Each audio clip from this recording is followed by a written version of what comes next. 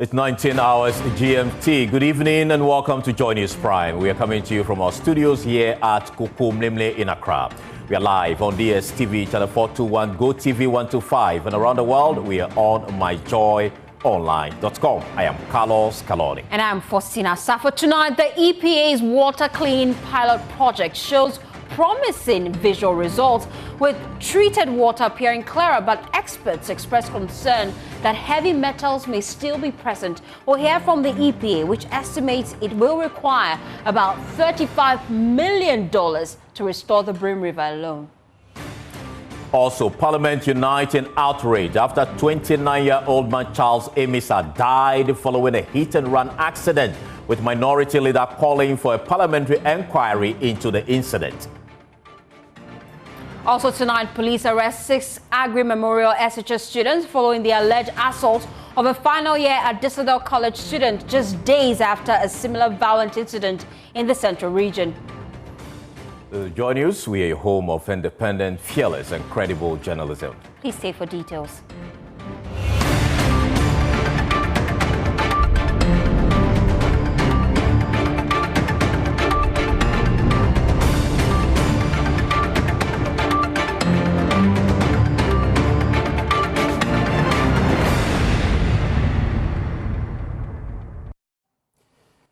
Tonight, the Chief Executive Officer of the Environmental Protection Authority, Professor Nanama Brancloche, says an estimated $35 million is needed to fully restore the Brim River, which has been heavily polluted by illegal mining.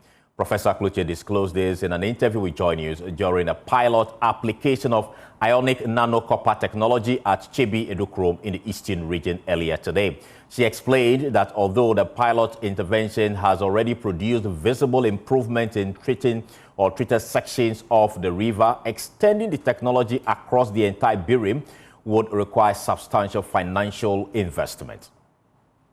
We did the application. 30 minutes later, we fetched the water from the top, and then we see this. This other one, you would think this is my drinking water. This is after 1 hour, 1 hour of applying the chemical. So we see the difference already.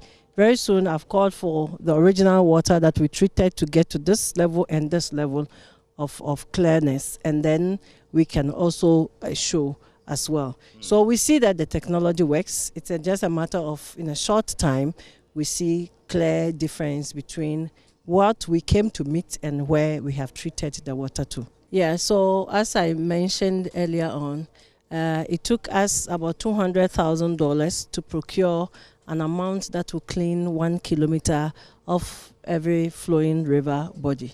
Brim River is about 175 kilometers. So we can do the mathematics. We are talking about $35 million. River Pra is 275 kilometers times $200,000. And Cobra is also about 240, 260 kilometers. You can also do the mathematics and see how much it will cost us to clean these major river bodies. Once we get the money, which of course we call for support from all bodies, private, individuals, government, to partner with EPA to clean our water bodies. Meanwhile, the EPA's director in charge of mining, engineer Michael Ali, says the authority plans to introduce the technology to license alluvial miners to help reduce water pollution from the operations. One of the steps we are taking is to ensure that the legalized miners begin to use the ionic nanocopper in their sediment ponds, and because they also contribute in polluting the water, because they have sediment ponds, but because resident time not available, it goes through the 4 cycles and then it goes out still turbid. But if they begin using this ionic nanocopper in their sediment ponds, settling ponds, then by the time it gets to the 4th pond, it will be very clear. They can pump it and reuse. So they'll begin to recycle their water. And then that will reduce whatever levels that they also pump into the various rivers, especially where alluvial mining is concerned. And so that is one of our first steps to ensure that the legalized alluvial mining companies or small-scale miners begin to use the ionic nanocopper as part of their settling ponds to control the turbidity of the water and settle it before they can so they can reuse it. It will become a permit condition that you begin to use some of the ionic nanocopper in your settling ponds to ensure that the water settles, and therefore you can continue to recycle it, and therefore you will not pump your water into any of the river bodies any longer. Well, let's head now to Parliament. Tonight, both the majority and minority members of Parliament have vehemently expressed concern following the death of a 29-year-old man, Charles Emisa, after a hit-and-run accident at the Circle overpass. The victim later succumbed to his injuries after allegedly being turned away from 3 hospitals while being transported in an ambulance. The MPs believe no Ghanaian should be made to go through such a distressing situation, especially as incidents of this nature appear to be on the rise in the country. Fatal Bayaga was in Parliament and filed this report. Members of Parliament from both the majority and minority sizes in Parliament have expressed concerns following the demise of the 29-year-old man. According to them, a Ghanaian is not supposed to go through such a distressing situation. Delivering his statement on the floor of Parliament, Minority Leader Alexander Afenyo-Markin says that there must be a parliamentary inquiry to establish the reasons behind this particular situation. We are informed that the Ministry and HEFRA have launched investigations. We welcome these actions, but let no one mistake executive inquiry for parliamentary oversight. Under Article 103 of the 1992 Constitution, this House has the primary duty to investigate matters of public importance and to expose inefficiencies and maladministration. For Majority Leader Mahama Ayerga, he supports the position of the Minority Leader, but says that the investigation must be done comprehensively so that persons behind this are made to face the full rigors of the law. This is what those who have done it today will be inspired by. They will talk, they will do nothing. We want to see action this time. We want to see people held accountable, so that the rest of the health personnel across the country will know that this Parliament will not sit idly by whilst people negligently lead to the loss of life, such as what we have seen. Other members of Parliament also expressed concerns following this particular situation. This is a matter of a tragic death, a matter that has now been announced as a subject of an investigation. There should be no basis for which at this time there are attempts to suggest that it is because the immediate past administration did not finish Agenda 111 buildings. Mr. Speaker, but the most disappointing part is that no bed could simply mean that the staff are not willing to work. And that is the very, very sad part.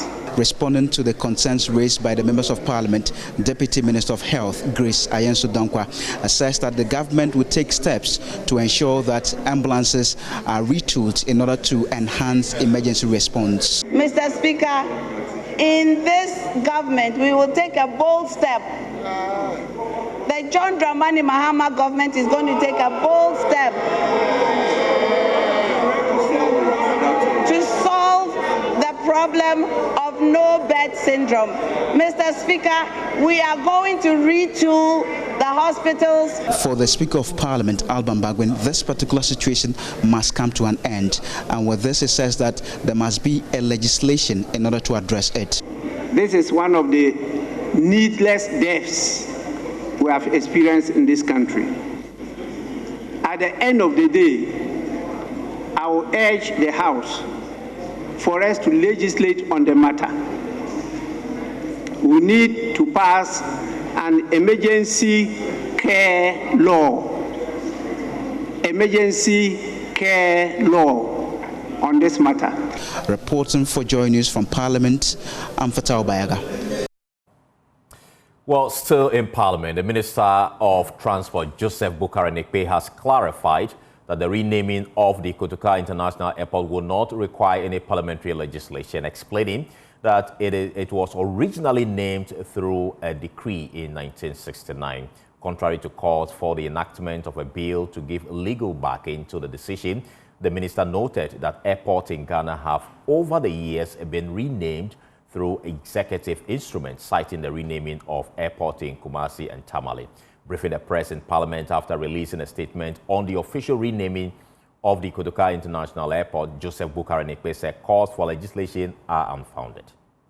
The Minister of Transport, Joseph Bukari-Nikwe, has hit back at critics, explaining that the renaming of the Kotoka International Airport will not attract any financial burden to the state. He explained that documents internationally will not need any change, and domestically, the airport is already being upgraded, so that will automatically be affected. There's nothing to change at the international level. The only thing to change is the signages and the billboards that we have. But Kotoka, as a company, they already have the vendors who produce their letterheads on daily basis for them. So it's not a new contract. It's just a matter of Kotoka is now out. The same vendors who were doing their letterheads, their stamps, are the same companies to continue to now change. Just a removal of Kotoka and it will be Accra. So what will be the cost there?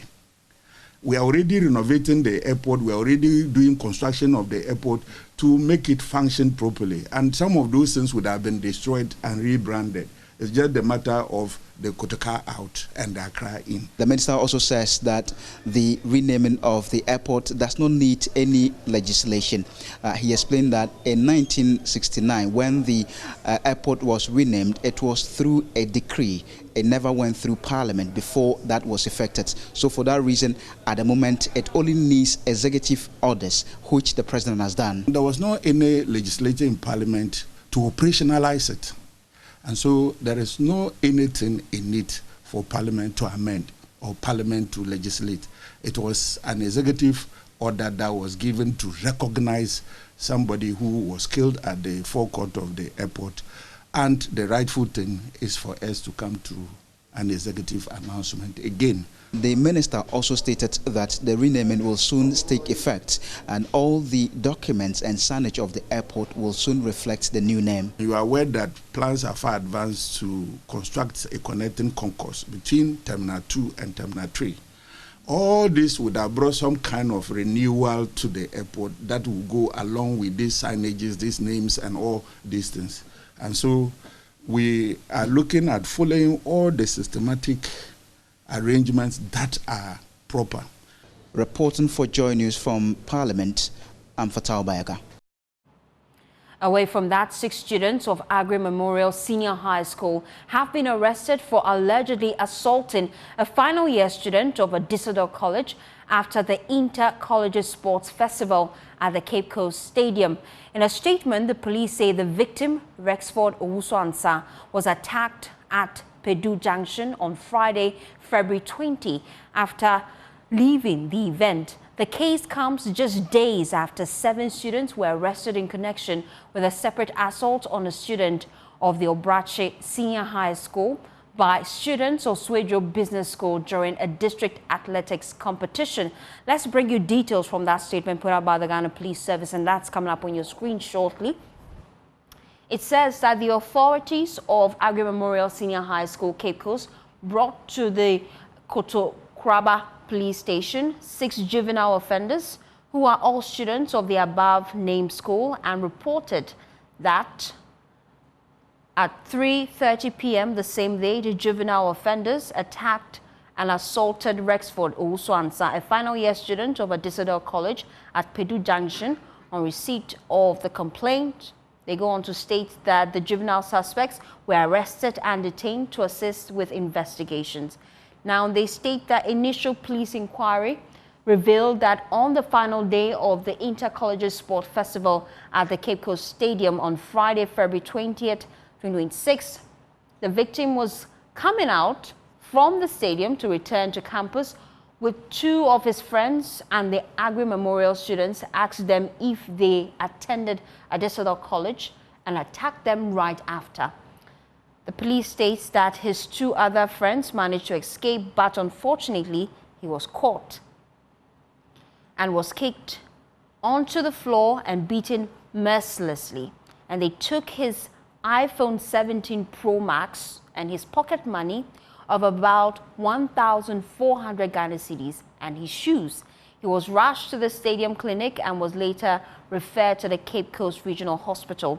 He was discharged on Sunday, February 22, 2026, according to the police statement. His two friends who escaped the assault confirmed they can identify the Agri Memorial students who attacked him. The police medical form that was endorsed by a medical doctor showed a fractured nerve bone in his right eye, and he cannot open it up. The eyeball seems to be falling out, according to the police statement. The Central Regional Police Command strongly condemns the violence and assures the public that due process will be followed, as the juvenile offenders will face the full rigors of the law. Well, spokesperson for the Ghana Education Service, Daniel Fenye, has been giving an update on the arrest made so far. Arrested, suspected culprits arrested, 3 of them from Sodo School of Business, 4 of them from Obrache Senior High Technical. Currently assisting the police with investigations. Obviously, we would have to understand why the assault in the first place. It's a program that is meant to be fun, that is meant to be games for the learners, and that is meant to discover on earth, nurture learners who have talent and passion in sports.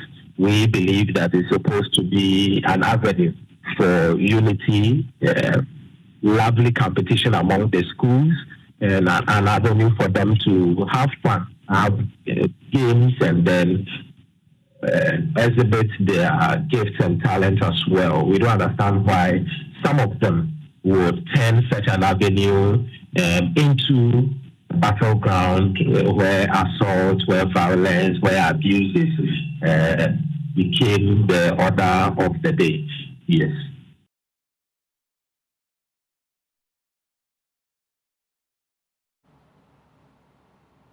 While away from that, the Divisional Police Command in Nkwanta South Municipality of the Oti region has opened a suspected drug-laden container truck following an order from the Jasikine Circuit Court leading to the retrieval of thousands of parcels of dried leaves believed to be marijuana. There's more in this report. Operation stems from an earlier interception on December 29, 2025 at the Bonachit barrier along the Eastern Corridor Road.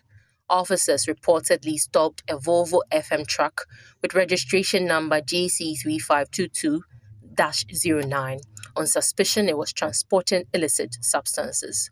According to authorities, the occupants made repeated attempts to obstruct a lawful search and allegedly attempted to bribe officers. Speaking to the media, the Divisional Police Commander, Chief Superintendent Michael Kwabena-Seidu, said investigations are ongoing and steps are being taken to arrest both the driver and the vehicle's owner. So our boys, the policemen on the road, are always told what to do. And they all know these things we call suspected cannabis or whatever. The laws in the country and of the country prohibit the sales of those things. So our men have been told, as and when they intercept them, they see them, they should arrest and bring them to the divisional command, as we've done. Chief Superintendent Isiedu said officers found several bales of sacks suspected to contain marijuana, with the contents amounting to over 77,000 parcels. The essence is to open the car and see the contents. And truly, you are all here with my senior colleague officers from the other sister security institutions and that of Narcotics Board. And when we open it, the number of bales here and the water is what we saw. Also present was the Oti Regional Narcotics Control Commander, Jeffin Sibiri, who expressed concern about increasing marijuana use and other drug-related activity in the area. Very worried because from the last quarter of last year, interception has been going on, and when they are opened, it is cannabis, which it is very worrying. We know that we have fertile lands in the Oti region, but that doesn't warrant us it does not warrant us to do illegal activities with the fertility of the land. Away from that story, Ghana is charting a new course in the aviation sector, one that could see cocoa pod husk, cassava peels, and even municipal waste power aircraft in the near future. A new feasibility study under the International Civil Aviation Organization's Assistance Capacity Building and Training for Sustainable Aviation Fuels (ACTSAF) program has identified strong potential for Ghana to produce and deploy sustainable aviation fuel, positioning the country as a possible West African hub for cleaner aviation energy. There's more in the following report. The feasibility study, funded by the United Kingdom, assessed Ghana's potential to produce sustainable aviation fuel.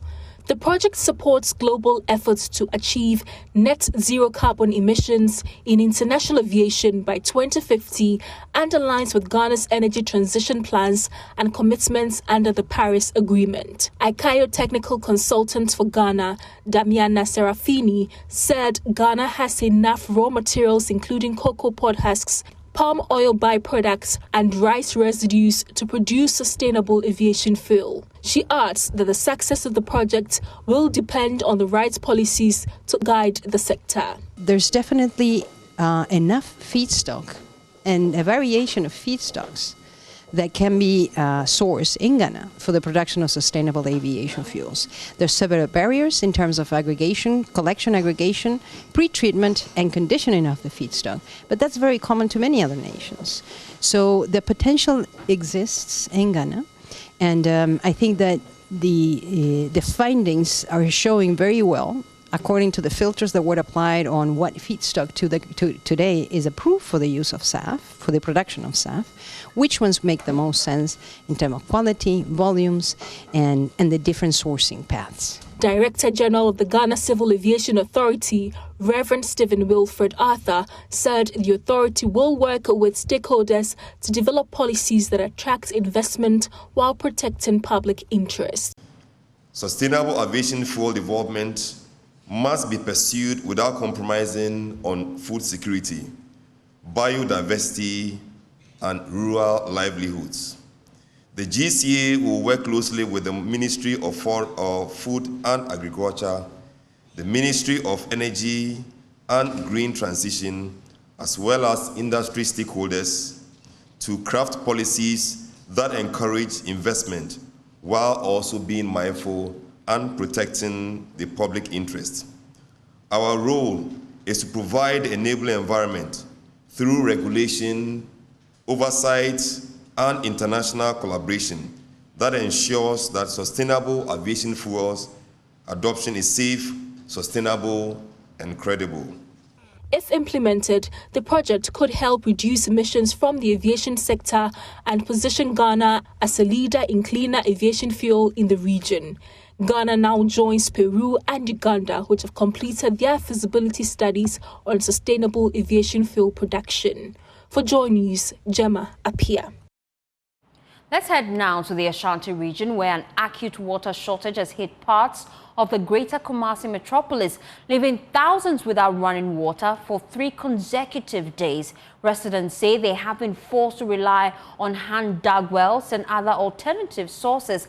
Ghana Water Limited attributes the crisis to unstable electricity supply to the Brekesi and Owabi treatment plants, where power fluctuations have significantly reduced water production. The Electricity Company of Ghana says the outages are due to localized cable faults and transformer challenges.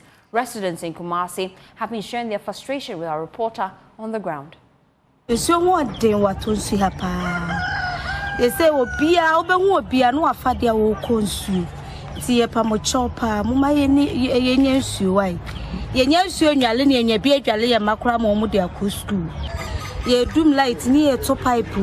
struggle getting water in Atunsu. We are all carrying gallons to go fetch water. There is always light out and the taps are also not flowing. We are really suffering. I say me fridge, I say me TV, I say me fine na. I'm Sunday no hamapano. From Sunday to today, the taps aren't flowing. I went to this house to go fetch this bucket of water. It's not easy getting water lately.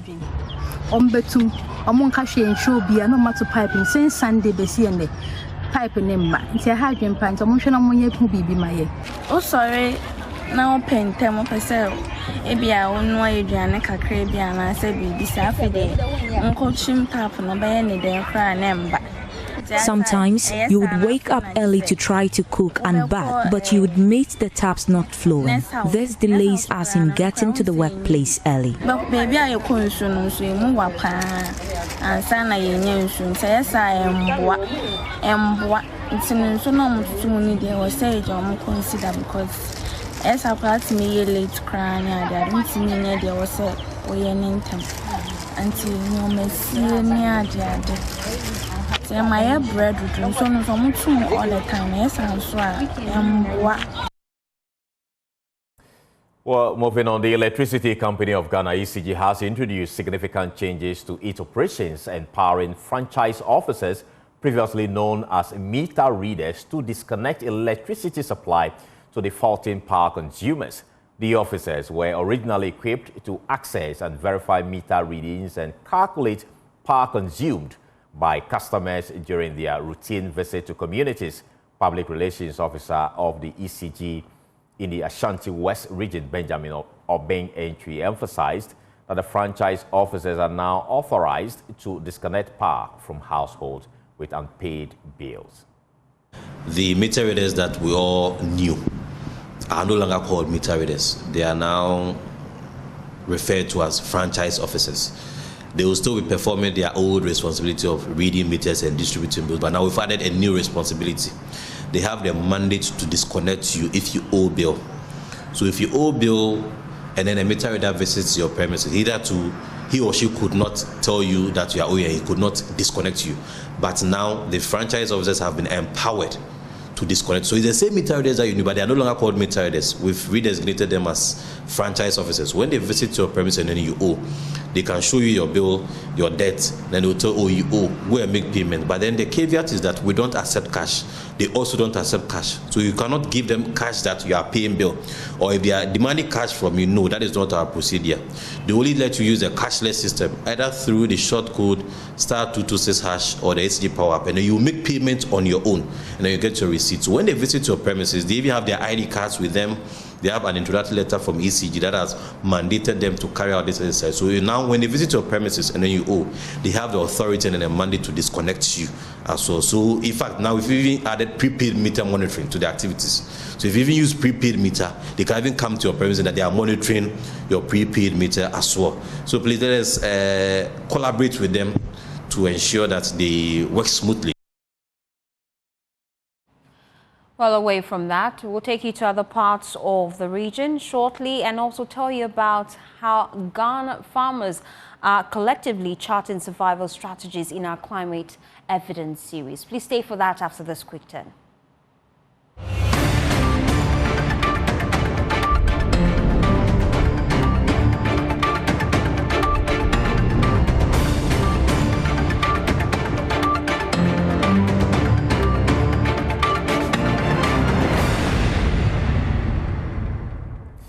Grateful you could stay with us here on Joy News Prime. To other stories, Ghanaian farmers are collectively charting survival strategies against a climate that no longer follows familiar patterns. In the Assin Central District of the Central Region, some farmers gather not to just discuss yields, and prices, but how to safeguard their livelihoods from the increasing unpredictability of the weather. On climate evidence, my colleague Kofi Edudonfe reports on how agriculture cooperatives can turn shared vulnerability into collective resilience. The critical challenge is a climatic change. That is the most critical challenge we had. Samuel Toby owns a 17-acre cocoa farm bordering a forest reserve. In good years, his farm produces about 300 bags of cocoa, enough to support his household. After more than 20 years in cocoa production, he says farming has remained his economic backbone. Yet, climate change now poses the greater threat to that stability. When we start planting cocoa, we started somewhere from March. That is where you need to plant the cocoa. It meets with a dry season. If you are not lucky, the cocoa can die. So that is why when you are doing such a business, you need to nurse another cocoa in the farm. So supposing this one dies, then you have to replace it immediately. So it is a climatic change that is our main problem. The World Bank estimates that climate change could reduce Ghana's agricultural productivity by up to 7% by 2050 if adaptation measures are not scaled up. This poses a direct threat to smallholder farmers. Dr. Victor Owusu, a senior lecturer at the University of Education, Winneba, whose research focuses on agrarian food systems and livelihood resilience, describes climate change as a planning nightmare for farmers. Predicting the onset of the rainfall is becoming difficult, and intermittently, temperatures are also very high. So making planning for farming activities very difficult. And this is where the local cooperatives comes in. Agricultural cooperatives are emerging as a quiet but powerful force in Ghana's climate response. Once viewed primarily as vehicles for market access and bargaining power, cooperatives are increasingly functioning as hubs for climate-smart agriculture, information sharing, and risk management. In Asenfosu, change began with targeted training sessions supported by the Ministry of Food and Agriculture, the Ghana Cocoa Board, and local NGOs. Farmers were introduced to climate-smart agriculture practices such as mulching, crop rotation, shade tree integration, improved seed selection, composting, and rainwater harvesting. Cocoa is a tree that naturally likes shade. So without the shade, the cocoa tree will not do well. So we encourage them to do more planting and to stop destroying the already existing plants. And then two, they should not do more or new farms, but the ones that they have, we should rather maintain it so that we can maximize production from the farm. Resilience is not built solely through technology or central policies, but through empowered communities working collectively. Kofi Edudomfe reporting for Climate Evidence. This story is brought to you by Joy News in partnership with CDKN Ghana, University of Ghana Center for Climate Change and Sustainability Studies, with funding from Claire R4I Opportunities Fund. Well, the Ghana Meteorological Agency, GMET, is warning farmers, fisherfolks, and communities in southern Ghana to prepare for above-average rainfall from March to June. The agency launched its Meteorological Awareness Month and shared its 2026 seasonal forecast, urging stakeholders to take precautions to protect lives and property ahead of the potential rainfall. The Ghana Meteorological Agency has indicated that southern Ghana is likely to experience higher rainfall in the coming months, a development that could heighten flood risk in low-lying and flood-prone communities. According to GMET, areas within the coastal forest and transitional zones are expected to record rainfall amounts that will match or exceed the 30-year historical average. Dr. Eric Isuman is Director General of GMET. But we've done analysis for the past 30 years raining pattern. You analyze the data and then determined the mean, the average, all right, compared to what is going to happen this year, the forecasted period. We are saying that it's going to be either like what has been happening for the past 30 years or above what has happened over the past 30 years. This tells us that we are likely to have a lot more rainfall compared to the long-term mean. And so it goes to tell us that people who are living in flood-prone areas and possibility of flooding and flash flood will occur. So our message is that this forecast shouldn't be looked at in isolation. You look at it holistically by following all the advisories and updates that come with it.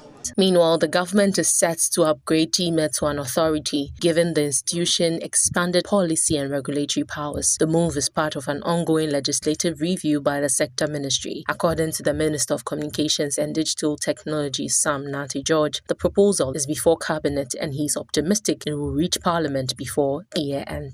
We're currently before Cabinet. And so we believe that with the review, because in the review we're not just upgrading them to an authority, we're actually expanding the scope of their services to not just the aviation sector, but even the maritime sector, the oil sector, engineering and building. So the scope of, because you've seen from today's work that we've done here, the scope of what meteorological services, the result of their work is. So we're expanding the scope, and we're hopeful that once we're able to clear Cabinet, we'll go to the Attorney General. It will be laid before Parliament before the end of the year. The planned reforms signal a broader push to reposition Ghana's meteorological services to meet increasing national demands. For Joy News, Michelle Latte. Away from that, less than a week after a baby was allegedly stolen from the Mamprobi Polyclinic, the child is expected to be discharged from the Kolebu Teaching Hospital after doctors confirmed that he is now in good health. This comes after the baby had developed infections while in the custody of the accused. The suspect, Latifa Salifu, remains in police custody and is expected to appear in court on March 4, 2026. Joe News' Ramat Bashiru has more in the following report. The baby boy stolen from Mamprobi Polyclinic last week is said to be discharged from Kolebu Teaching Hospital after recovering from infections contracted while in the suspect's custody. The baby was recovered by police with support from the Ministry for Gender, Children and Social Protection and received treatment at Kolebu. Gender Minister Agnes Namumolate says the baby is responding well and will receive psychological support along with the parents. And today he's going to be discharged. He's been nursed back to health. And mother is also doing well. She's also received some psychological support as was promised. And so I'm sure any moment from now, they'll be going to the house. And you also heard the directive from His Excellency John Dramani Mahama that we pick up the bill. And so by the grace of God, we picked up the bill and everything is settled for the parents to go home with the baby. And the joy of all of these is that the baby is well. And so you can continue rejoicing and singing praises because baby is doing well. They'll be coming for periodic review. And I'm sure that by God's grace, he will continue to have health. The accused, Latifa Salifu, remains in custody and is expected to appear in court on March 4th, 2026. The Ghana Police Service has formally charged the suspect with investigations ongoing. Bail was not granted. She has been remanded into police custody to assist us conclude all aspects of the investigation. And then she will reappear before court on the 4th of March. Yes, madam. So for now, other aspects of the investigation is ongoing, but she's in safe custody until 4th of March. The minister urged residents of Mamprobi to continue accessing healthcare services at the facility without fear, emphasizing the safety of patients. Just want to say that I will still appeal to the Mamprobi community to continue to use the health facility because we know they are one of the best. And this is something that we have all learned from. It is better that we're able to recover the baby and reunite the baby with the parents. And so it's a lesson we've all picked. They should go back there. They have beefed up security. The cameras have been, in fact, today I know they are even doing procurement of more cameras. And then they are also going to ensure that the documentation and everything is well done. They are willing to build the relationship and trust that they have with the community and even improve the working relationship with patients that come there. For many residents in Mamprobi, the focus is not only on the baby's recovery, but also on improving security at health facilities to prevent similar incidents. Ramat Bashiru's report, read to you. Well, Assistant Superintendent of Police, Gifty Tehodo, Director of the Community Policing Unit at the National Headquarters of the Ghana Police Service, has reaffirmed the service's commitment to professional, democratic and community-oriented policing. She said efforts are underway to strengthen community policing structures, including community policing assistants and volunteers, neighborhood watch groups and stakeholder engagement platforms to enhance safety nationwide. She made the remarks at the launch of the Ghana Police Service JICA in-country community policing training program in Tamale. The JICA in-country training program on community policing in Tamale is a training of trainers workshop set to equip selected officers with the skills, knowledge, and methods needed to train others and sustain best practice within the community policing and the service. Speaking at the launch, Director of Community Policing Unit, ASP Mrs. Gifty Tehodo, said the objective of the training is to create a team of capable trainers who will promote effective police collaboration. The Ghana Police Service remains committed to professional, democratic, and community-oriented policing. Our leadership recognizes that modern policing cannot succeed through force alone. Trust, legitimacy, and cooperation are the true foundation of public safety. The Northern Regional Police Commander, DCOP Wisdom Lavoy, said the training has come at a crucial time where the command continues to enhance their operational effectiveness. This training comes at a crucial time as we continue to enhance our operational effectiveness across the 5 northern regions.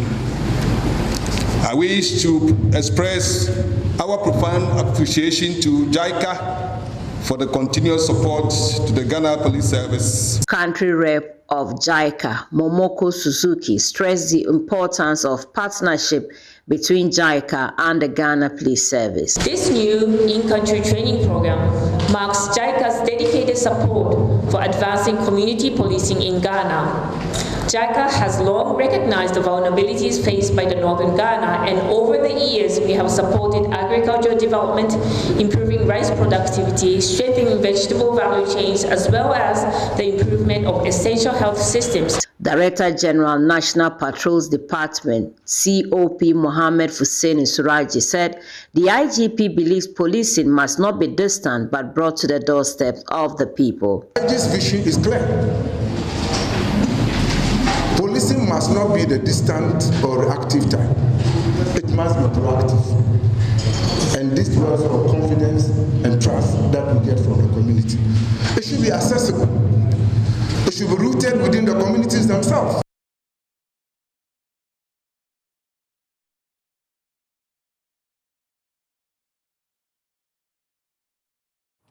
Away from that, let's take you to other countries and what is happening around the world.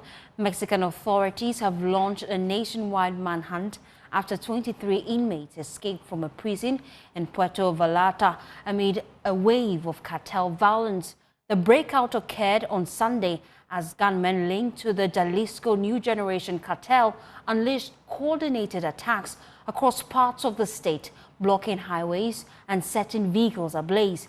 The violence was reported in retaliation for the killing of the cartel's leader, Numieso Cavantes, widely known as El Mencho, during a security operation.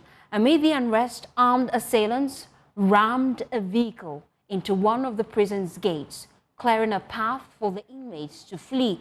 Security Secretary for Jalisco State, Juan Pablo, says security agencies are coordinating with neighboring states to track down the fugitives. Officials have yet to receive and release the identities of the escaped prisoners.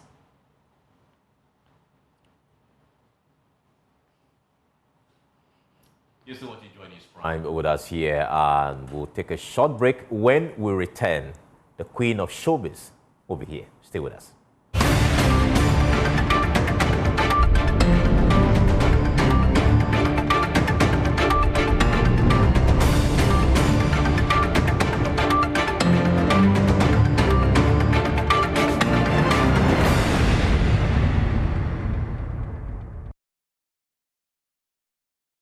Well, it's time now for Showbiz, and Becky Bex is in the studio. Hi, Becky. Hello to you, Fosti. How you doing? Good. Looking dashing as usual. Thank you so much. It looks like we're taking the Easter celebration to Gomwa because the Member of Parliament for Gomwa Central, Kwame Asare, or being popularly known as A+, has signed a 3-year media partnership agreement with the Multimedia Group for the upcoming Gomwa Easter Carnival. The agreement was signed on Monday, February 23rd, 2026 at the premises of the media company. The brief ceremony was attended by a delegation from event organizers as well as some staff of the Multimedia Group. Speaking at the ceremony, A+ expressed his excitement about the partnership and outlined activities scheduled for the carnival, which will take place from April 2 to April 5, 2026. Easter in Gomwa will not just be a date on the calendar, it will be a destination. Around the world, carnivals are not just parties. They are industries, they are identity, they are pride, they are jobs, and they are global trends. And if they can do it, then why can't we do it in Gomwa?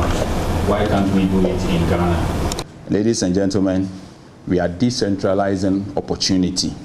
In December, if December has transformed Accra, Easter will transform the central region and Gomwa. We are not waiting for opportunity.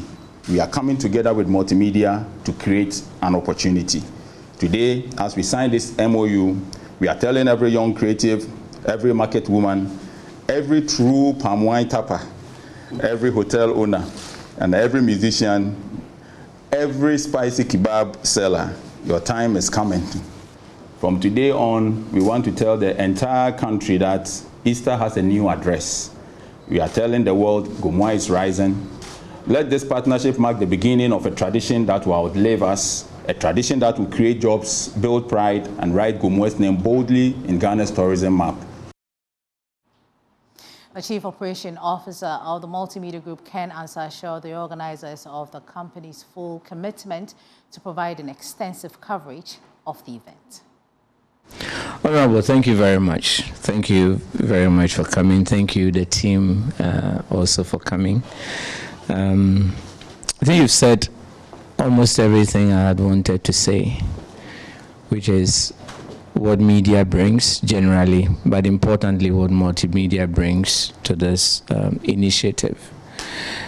I will only add that it's a great honor you are doing us by coming to us and talking to us and inviting us on board to be part of this initiative. In fact, to come to multimedia, it's like a natural path to take, because you know that we can support it and we really will support it. Multimedia's Adom brands had been behind Kwa Easter for so many years, and I would dare say that it is by virtue of what Adom brands has done over the years that has put Kwa Easter up and brought it to the prominence that we see today. If we have to get the Joy brands to support this initiative, then it is a natural course. As I indicated, we will give our support. We commit fully to supporting this initiative. It is huge. It has a strong and great future. It has a future rooted in the area that is being spoken about, the Gomwa area. But it also goes into areas of jobs and employment and the bigger space of entertainment, where we know that a lot of value sets. And so we are looking forward eagerly that this being the first year, I always say that, look, do the first one.